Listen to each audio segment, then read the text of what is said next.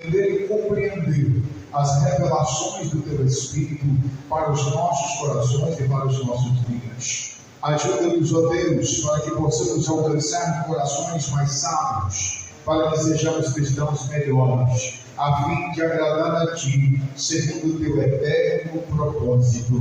Em o nome de Jesus, Teu Filho, te rogamos, crendo. Amém. Meus irmãos, nós estamos ainda estudando acerca da vida espiritual e da vida natural. Nós já aprendemos muita coisa acerca do que de fato significa ser um cristão espiritual. Nós já entendemos e compreendemos ao longo desses estudos de que há uma diferença clara, nítida, acerca daqueles que vão morar nos céus e daqueles que lá não estarão. Nós já conseguimos compreender que há uma diferença entre ser nascido de pai e de mãe e ser nascido de Deus. Nem todas as pessoas são nascidas de Deus. E os que vão morar nos céus não são os que são nascidos segundo a vontade humana, ou segundo a natureza humana, mas aqueles que são gerados uma segunda vez, que é conhecido como novo nascimento, que foi gerado pelo Espírito. Portanto, somente os que são gerados pelo Espírito, de fato, são filhos de Deus. Todos os seres humanos são obra das mãos de Deus, mas não são gerados por Deus, mas criados por Deus. Criação não é filho, criação é obra das mãos. Agora, os que nascem de novo, os que experimentam a transformação de carne em espírito, os que se tornam espirituais, os que aceitam a proposta enviada dos céus por Deus através da vida de Jesus Cristo neste mundo, para assim implantar de uma vez por todas um plano salvífico, da qual dá ao homem a oportunidade de regeneração, de ser gerado uma segunda vez. Na primeira vez, o homem é gerado segundo a descendência de Adão, portanto, todos são pecadores, e todos pecaram, e todos foram afastados da glória divina, já que Deus não divide a sua glória com o pecado. Portanto, a vida natural, ela é uma vida de rebeldia contra o seu Criador. Pois, por vir o pecado e entrado no mundo por um homem, logo este pecado passou a todos os homens. Mas as Escrituras vão nos mostrar que também a salvação do novo nascimento veio também por um homem, mas agora este chamado Senhor Jesus Cristo. Vindo à morte por causa de Adão, veio Jesus para devolver a vida através do novo nascimento, e veio o Senhor Jesus anunciando e apregoando o reino dos céus, ou o reino de Deus. E ele disse: é chegado a vós o reino de Deus. Então, só são cidadãos dos céus aqueles que pertencem ao reino de Deus. Quem ainda não aceitou a proposta divina, porque há uma necessidade humana de aceitar, porque Deus não força o homem, morar com Ele. Deus não obriga ninguém. É uma escolha voluntária de cada pessoa que aceita a proposta ou aceita o convite oferecido por Cristo na cruz para ir morar nos céus. Nos céus não vão morar as pessoas à força. Nos céus não vão morar as pessoas de qualquer modo. Só vão para os céus aqueles que aceitam o convite de Deus. Por isso Jesus afirmava: vinde a mim. Então, quem vem a Ele, disse Ele mesmo, de modo algum lançarei fora. A parte humana neste processo é de aceitar ou rejeitar a proposta de Deus. Para ir para o céu, você precisa se render, aceitar o convite de Cristo. Mas, para ir para o inferno, você não precisa fazer nada. Basta continuar vivendo como já está fazendo, na continuidade das suas paixões, segundo este mundo. Mas para ir para o céu é um convite de Deus. Por isso, por diversas vezes, o Senhor fala sobre uma grande ceia, sobre uma grande festa, em que o rei enviou mensageiros a convidar pessoas para um banquete. Alguns rejeitaram, alguns desprezaram.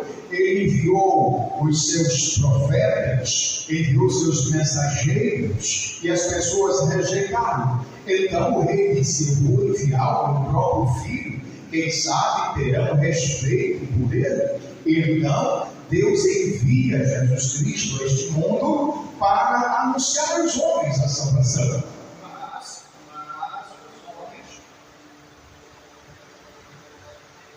Mas os homens rejeitaram a Cristo e gritaram: crucificam-o, e ao rejeitar o Filho, então agora o rei, agora indignado com esses homens que rejeitaram o seu próprio Filho e o mataram, ele agora oferece um convite livre a todos os povos, a todas as pessoas que querem participar deste banquete. Por isso a salvação é oferecida a todos os humanos agora, mas é necessário que você aceite o convite. Entenda? Às vezes a gente encontra alguns teólogos, algumas pessoas estudiosas que começam a divagar os seus pensamentos e às vezes dizem: olha, não foi eu que aceitei Jesus, foi Jesus que me aceitou. Mas isso é pura falácia.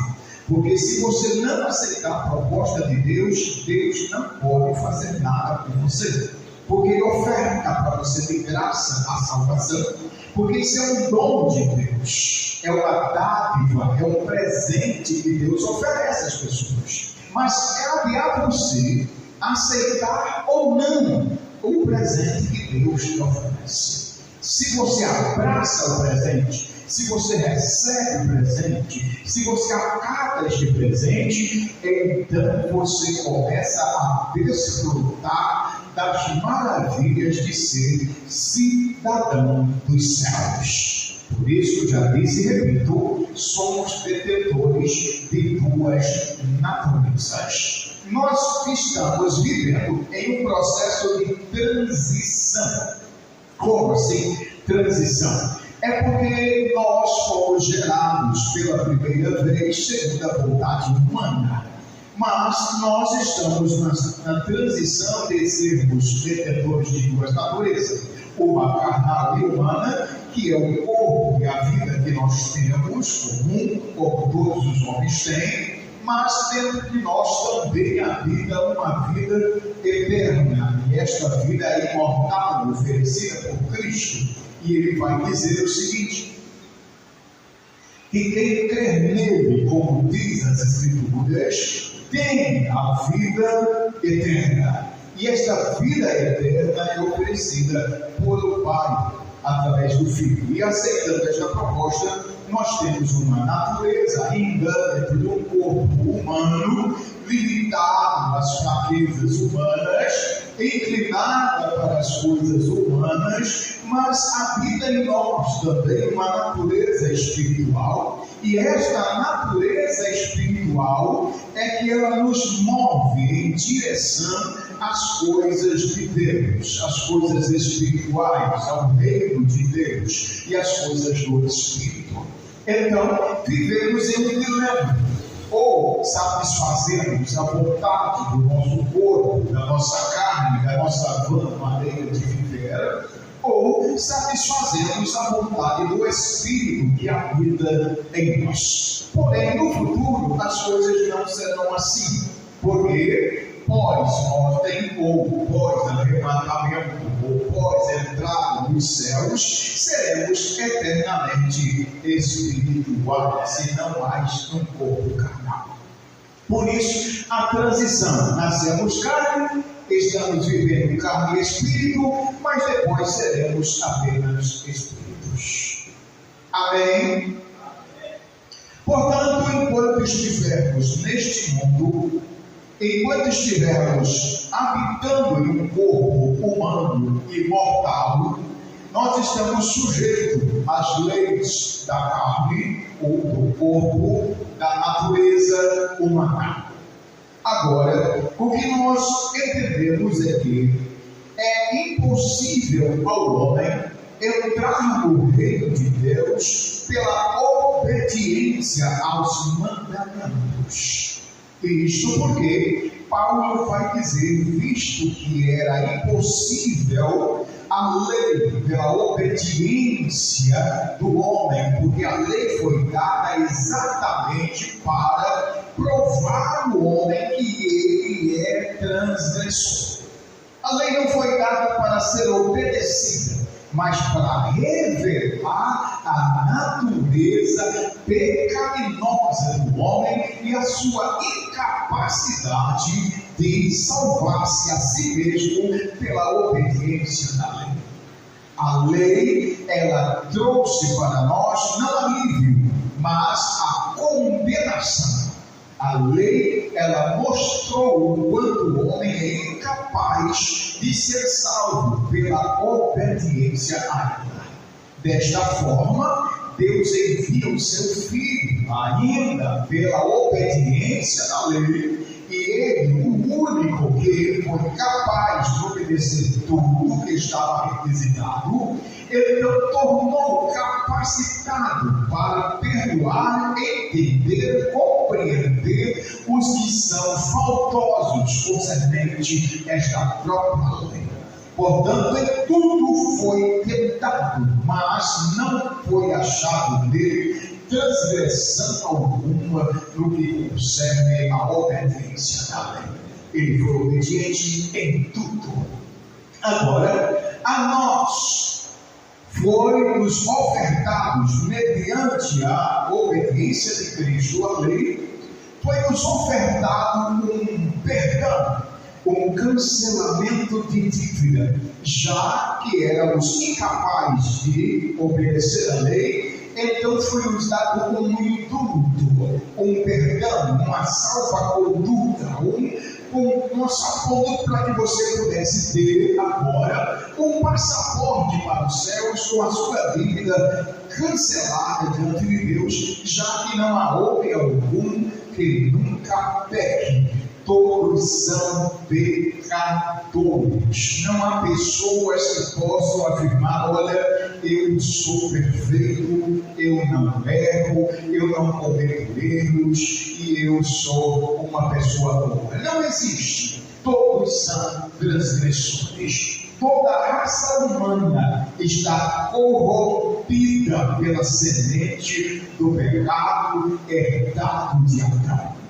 Todo ser humano é pecador. Mas aprove a Deus, sabendo da nossa incapacidade de salvar-nos a nós mesmos, ofertar-nos através de Cristo a oportunidade de alcançarmos o salvo do mundo.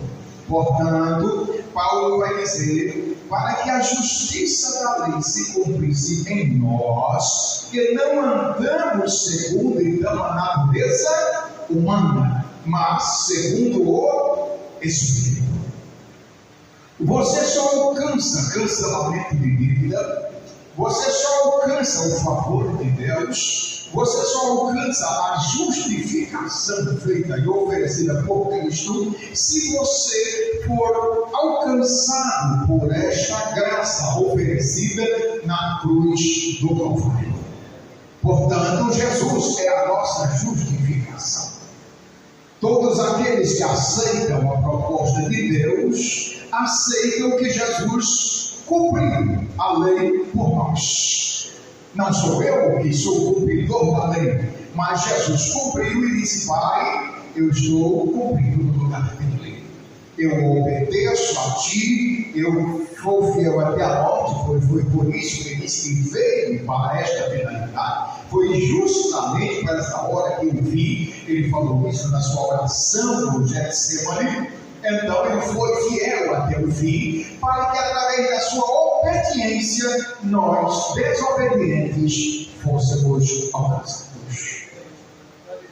Desta forma, queridos, esta salvação oferecida por Cristo, ela nos mudou de condição de apenas carnal para agora ser também espiritual. Só são de Cristo os que são gerados pelo Espírito Santo de Deus. Os que são novamente vivificados. Os que voltaram à vida. Os que foram ressuscitados por Ele. Como você pode dizer isso? Eu estou afirmando que todas as pessoas que não aceitaram a condição divina continuam vivendo mortos para Deus, fisicamente vivos, humanos andando por aí como verdadeiros mortos vivos. São pessoas que têm alma, que andam, que agem, que trabalham, que realizam sonhos, que fazem muitas coisas, mas espiritualmente estão mortos diante de Deus. Muita gente dessas são gente boas, são gente muito educadas, são pessoas que buscam querer fazer as coisas corretas. Assim como Cornélio era um homem justo, um homem que dizimava, um homem que ofertava, que oferecia sacrifício,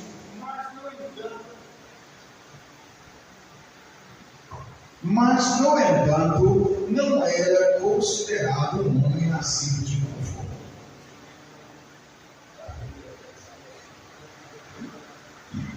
Não era considerado um homem nascido de novo. Foi necessário que Pedro fosse até a sua casa e lá lhe falasse acerca deste plano de salvação. Aleluia. Continuemos. Veja, ser uma pessoa boa, honesta, de andar corretamente, não te faz cidadão dos céus, não te faz morador dos céus, do reino de Deus. O que te faz morador do reino de Deus, o que aceita a proposta de Deus, fora disto, é apenas obediência às regras humanas. Quando nós olhamos para o verso 4, ele vai dizer: para que a justiça da lei se cumprisse em nós. Nós quem? De quem Paulo está se referindo? Para que a justiça de Deus se cumprisse em nós. Como é que a justiça de Deus se cumpriu a nós? Através de Cristo. Porque Cristo foi obediente até a morte e morte de cruz. E através da obediência dele é que nós entramos no reino dos céus.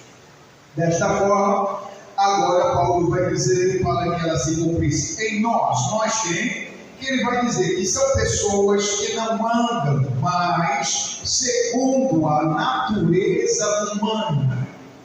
São pessoas que não vivem mais inclinadas inclinados para o seu bel prazer. São pessoas que não fazem mais o que querem. São pessoas que abriram mão dos costumes, dos padrões, das regras ditadas pelo sistema, pelo modo corrupto de corrupção de viver, que vive na desobediência a Deus, que vive como se não tivesse tempo para Deus, que vive desprezando o tempo que tem de cultuar e oferecer a Deus o que é de Deus. São pessoas que conhecem os mandamentos. Boa parte dessas pessoas conhece os mandamentos. O problema delas é praticar os mandamentos. Um certo jovem, muito bem intencionado, de verdade, procurou o Senhor Jesus Cristo e até teceu alguns elogios. E disse: bom mestre, o que eu hei de fazer para herdar a vida eterna? E Jesus pergunta assim: guarda os mandamentos. E ele diz: mas quais, né? E Jesus vai perguntar e questionar com ele: o que você aprendeu até hoje? Ele disse: olha, eu devo amar a Deus sobre todas as coisas e o próximo como a mim. Jesus disse: pronto, você já sabe tudo o que tem que fazer, não teria nem que perguntar para mim, é só pôr em prática. Jesus disse: vai e põe em prática, vendo o que você tem, começa a viver o que você está dizendo que tem que ser. Ou seja, as pessoas conhecem as regras. O que está faltando é obediência. Conhece os mandamentos. O que falta é poder dar. Quando Jesus veio a este mundo, estava cheio de religiosos. Assim como hoje, continua cheio de religiosos dentro das igrejas. Mas você não é um cidadão do céu por pertencer ou frequentar uma sinagoga, ou uma religião, ou uma igreja. Você não se torna cidadão do céu por poder fazer parte de uma membresia de uma igreja cristã, seja evangélica ou não. Você não se torna cidadão dos céus só porque você tira algumas horinhas para cultuar dentro de uma igreja. Não. Quando é que você se torna cidadão dos céus? É quando você para de viver apenas para esta vida. É quando você passa a dedicar o seu tempo para as coisas do Espírito.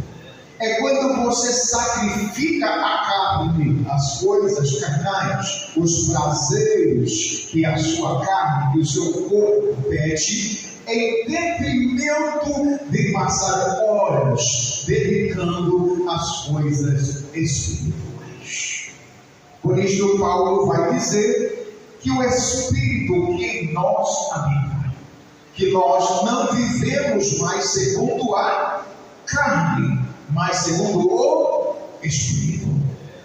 Entenda, você pode ser uma boa pessoa, você pode ser uma pessoa bem intencionada, você pode ser uma pessoa honesta, mas isso não te faz cidadão do céu. Você precisa dedicar as coisas do Espírito. É por isso que não dá para compreender algumas pessoas que têm tempo para tudo na vida, para o lazer, para a diversão, para os amigos, para a família, para todo mundo, mas não tem tempo para cultuar a Deus, não tem tempo para frequentar uma reunião de adoradores, não tem tempo para investir, dedicar tempo à evangelização dos povos, não tem tempo para dedicar às coisas eternas. As pessoas encontram tempo para tudo, menos tempo para Deus. É muito oneroso, pesado, difícil, cansativo passar 1h30 numa reunião de adoradores. Elas conseguem passar um dia se divertindo, frequentando a academia, mas tirar 1h30 para cultuar é penoso demais para nós. Você precisa rever. Você está investindo no seu futuro espiritual ou está investindo nos prazeres que a vida oferece? A vida passa. A vida de um homem é como um sopro, é como uma nuvem passageira. Hoje existe e amanhã já não existe mais. Mas as coisas eternas são para sempre. E tudo que você investir nas coisas espirituais são eternas, são duradouras. É por resto dos seus anos. É por toda uma existência. Portanto, se somos gerados agora pelo Espírito, vivemos também no Espírito. É isto que Paulo está dizendo no verso 4. Que não andamos segundo a carne, mas andamos segundo o Espírito. Ele vai dizer o seguinte, verso 5. Os que são segundo a carne, e aqui ele traça um paralelo entre dois tipos de pessoas.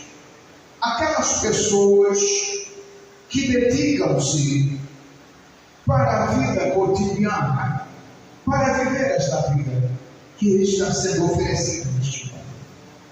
Estas pessoas, ele diz, verso 5, os que são segundo a natureza humana, carnal, eles inclinam-se para as coisas da carne. Ou seja, tudo o que fazem é para dar prazer à carne. Tudo o que fazem é para o seu próprio bel prazer. João, um discípulo, também disse acerca do assunto. Ele disse que são 3 coisas que existem no mundo que resumem todas as outras. Ele disse: tudo que há no mundo serve apenas para 3 coisas. Preste bem atenção no que eu vou dizer. Tudo que você olhar, tudo que você ver, tudo que você sentir, tudo que você tocar, só vai servir para 3 coisas neste mundo. A primeira delas, João disse que é concupiscência dos olhos. Tudo que existe no mundo é para ser visto. É tudo para que as pessoas vejam. É por essa razão que as pessoas se vestem diferentes. É por essa razão que tem casas diferentes, tem carros diferentes. Tudo que existe no mundo é para ser visto. As pessoas fazem para ser vistas pelas outras. Elas fazem para que os outros, ao olharem para elas, vejam o quanto elas são bem-sucedidas. Tudo que elas fazem é para atrair a admiração das outras pessoas. Elas querem chamar a atenção para si. Elas vivem em função de que as pessoas olhem, admirem e achem lindo e maravilhoso. Se você postar uma foto trabalhando nas redes sociais, dificilmente você terá sucesso. Mas se você postar uma foto curtindo a vida em qualquer lugar do mundo, se divertindo, na beira da praia, mas se você postar uma foto, milhares de pessoas irão olhar, curtir e até comentar e dizer: é isso aí, você merece. Por que isso dá resultado? Porque tudo que existe no mundo é para ser visto pelos homens. Tudo é feito em função disso. Segundo lugar, João vai dizer que tudo que existe também no mundo serve para prazer na carne. Ele vai dizer que é concupiscência na carne. É para prazer e satisfação. Então, a gente começa a viver pela satisfação. Então, nós tivemos aí recentemente um episódio de alguns jogadores de futebol famosos. Foram num campeonato internacional e foram sentar à mesa e comer uma carne especial que estava embalada com molho. O porquê isso? Porque isso dá prazer em poder dizer: eu estou comendo do bom e do melhor. As pessoas querem comer e postar algo que lhe dá satisfação. É por isso que as pessoas gostam da picanha, porque a carne mais famosa do boi. Quase não falamos do filé mignon, mas quase todo mundo quer postar uma foto de picanha. Quando a gente está comendo um osso, ninguém quer postar uma foto, porque é vergonhoso você postar que você está comendo um osso de frango. Mas quando é uma picanha, você posta. Então as pessoas olham aquilo e ficam, olha o prazer que ele tem, olha a satisfação. Então é tudo para o prazer da carne. Quando as pessoas estão com bebida, elas gostam de postar fotos, bebendo a bebidinha, a cerveja, ela coloca lá para mostrar que ela está bebendo. Sabe por quê? Porque isso dá prazer, de saber que ele está bem, que ele está ali, olha, se divertindo, curtindo a vida. É prazeroso para ele. Tudo que existe no mundo é para dar prazer aos seres humanos. E por último, João disse: tudo que existe no mundo é para a soberba da vida, é para o orgulho humano. As pessoas fazem as coisas a fim de serem admiradas pelas outras. Elas fazem por pura e mera vaidade do seu próprio orgulho de serem melhores do que as outras. Elas humilham as outras pessoas a fim de se autopromover. Tudo que existe no mundo é para o orgulho humano. E não existe outra finalidade das coisas, se não for para ser vista, se não for para dar prazer, e se não for para o orgulho humano. E João diz que tudo que há no mundo serve para esses três propósitos. Agora João mesmo vai dizer que quem ama essas três coisas não é de Deus. Existe uma grande diferença entre viver para comer e comer para viver. Há uma diferença. Se você ainda não aprendeu a comer para viver, você ainda não entendeu o que significa sacrificar a sua carne. Se você não recusa uma oferta, você não entendeu o que significa ser espiritual. Então, queridos, tudo que há no mundo não é do Pai. E não pode ser, porque é carnal, é para prazer humano, e não visa a glória de Deus, mas a dos homens. Verso 6. Ele vai dizer: a inclinação da carne é morte. Tudo o que você fizer dentro dessas três óticas, para prazer carnal, para ser visto, e para seu próprio orgulho, isto inclina-se para as mortes. E não há espiritualidade alguma nisto. Não te coloca nos céus, não te faz mais crente, não te faz mais espiritual. Não te faz. Pode te fazer uma pessoa mais bem sucedida na sociedade, no mundo, mas nos céus não tem valor algum. É por esta razão que Jesus disse: não ajunteis tesouro no mundo, aonde a traça, aonde o ladrão rouba, a ferrugem consome, mas ajunteis tesouros nos céus. Jesus, em outras palavras, está dizendo: não perca o seu tempo em curtir esta vida, mas dedique-se a viver a vida espiritual.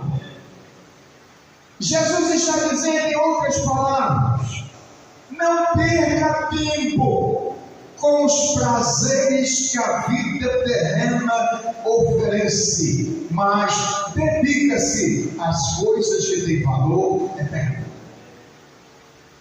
O apóstolo Paulo, dentro desta ótica, ele vai dizer que o exercício corporal de nada se aproveita, a não ser para essa vida. Mas a obra da caridade, da piedade, ela tudo é proveitosa, porque ela tem valor eterno. Eterno.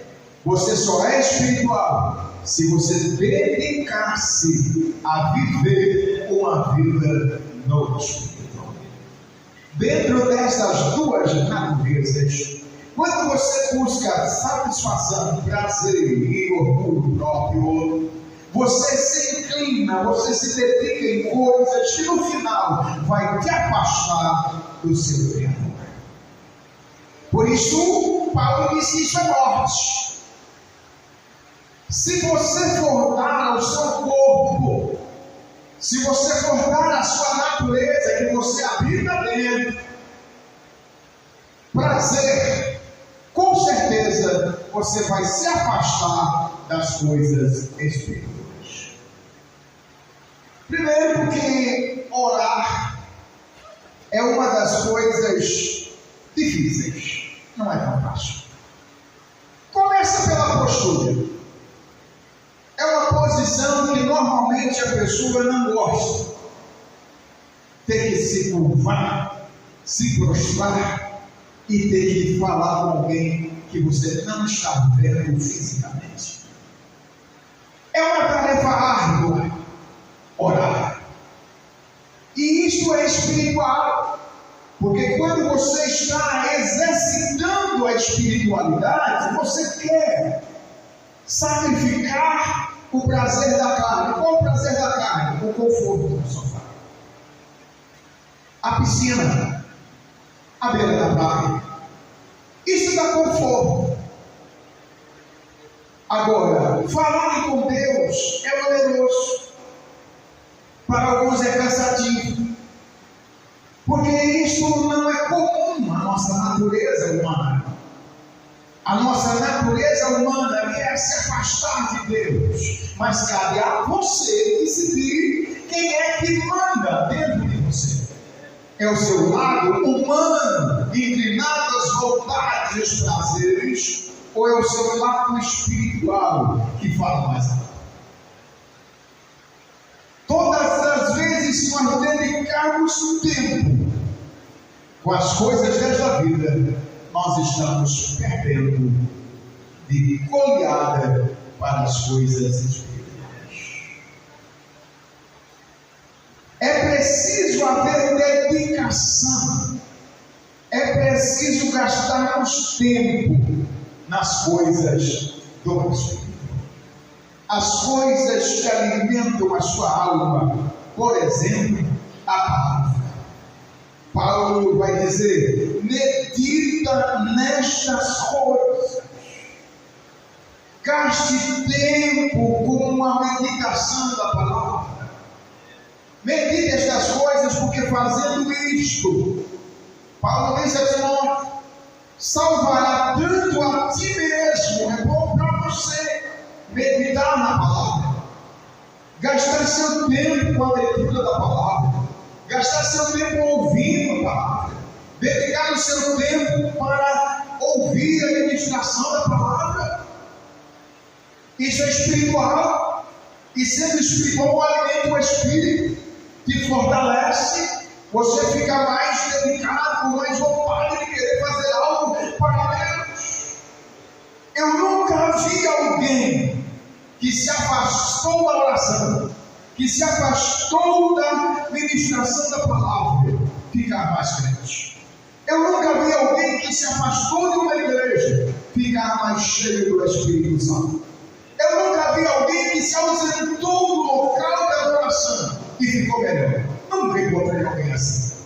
Todas as vezes que alguém se afasta do local de culto, todas as vezes que alguém se afasta do local de adoração, ele vai de mal a pior. A inclinação para os prazeres que a vida está oferecendo é uma vida de morte espiritual. E não tem valor eterno. Mas todas as vezes que você se dedicar à oração, à leitura da palavra, à consagração e aos ensinamentos de Cristo, você está semeando para a glória de Deus e para o reino espiritual. Investir na vida eterna é o que mais precisamos hoje. Dedicarmos o nosso tempo à boa leitura da palavra, dedicarmos o nosso tempo a ouvirmos ministração, dedicarmos o nosso tempo a ouvirmos o ensino da palavra, passarmos horas dedicando as coisas com valores eternos. Boa parte das pessoas vivem sem tempo para Deus, e viver sem tempo para Deus é viver perdendo tempo. Porque todo o tempo que se aproveita desta vida é o tempo que você gasta fazendo as coisas para Deus. Verso de número 7. A inclinação, ainda verso 6, a inclinação da carne é morte, mas a inclinação do Espírito produz duas coisas: vida e produz paz. A inclinação para as coisas espirituais, dedicar-se às coisas do Espírito, dedicar-se a cultuar, dedicar-se a ter tempo para a obra de Deus e para viver o reino de Deus, produz duas coisas principais. A primeira dela é que produz vida, e a vida vem exatamente por dedicarmos às coisas do Espírito. Se você se dedica às coisas do Espírito, quanto mais dedicar, mais vida você terá. Quanto mais perto de Deus você chega, quanto mais perto você se aproxima, mais você quer desfrutar das maravilhas de ser cristão. Quanto mais você gastar seu tempo, mais vontade você terá de fazer a obra de Deus. Portanto, esta dedicação de tempo às coisas espirituais é o que conta diante de Deus. Verso 7. A inclinação para esta carne nos torna inimigos de Deus, porque a inclinação humana pela vã maneira de viver sem tempo para Deus torna o homem um inimigo de Deus.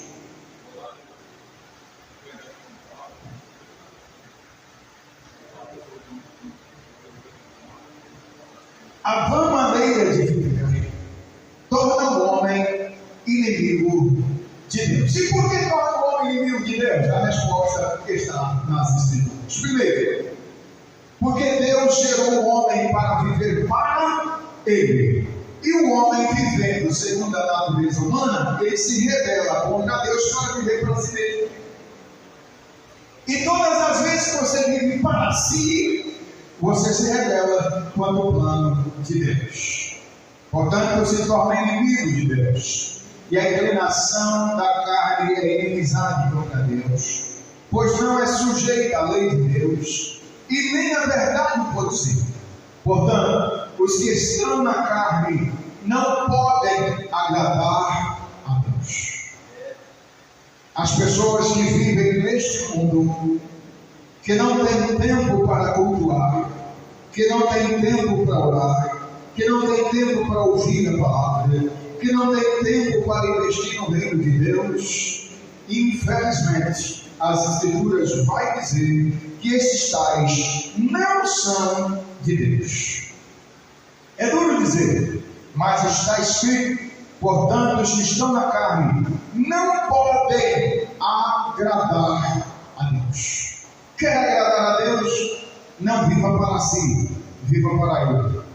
Não gaste seu tempo com as coisas que este mundo está oferecendo, mas dedique-se a viver o reino de Deus. Portanto, vós, porém, não estáis vivendo segundo a carne, ou segundo a natureza humana, mas segundo o Espírito, se é que o Espírito de Deus habita em vós. Se alguém não tem o Espírito de Cristo, este tal não é dele.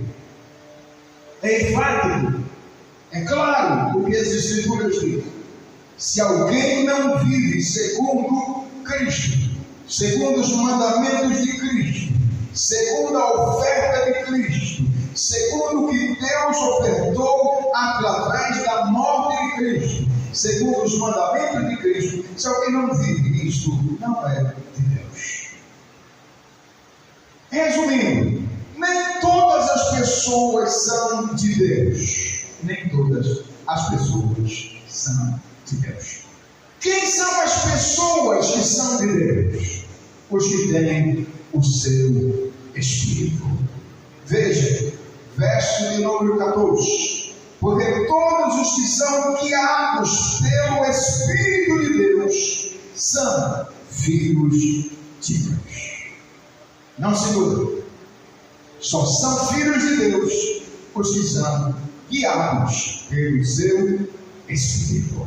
Deixe o Espírito de Deus guiar. Incline-se com as coisas espirituais.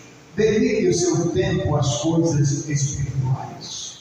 Dedique-se a viver para Deus. Tire tempo para falar com Deus. Tire tempo para ouvir Deus. Tire tempo para conversar com Ele e entender a vontade dEle na sua vida. Volte-se para Ele. Dedique-se a uma vida espiritual. Que Deus os abençoe em Cristo Jesus.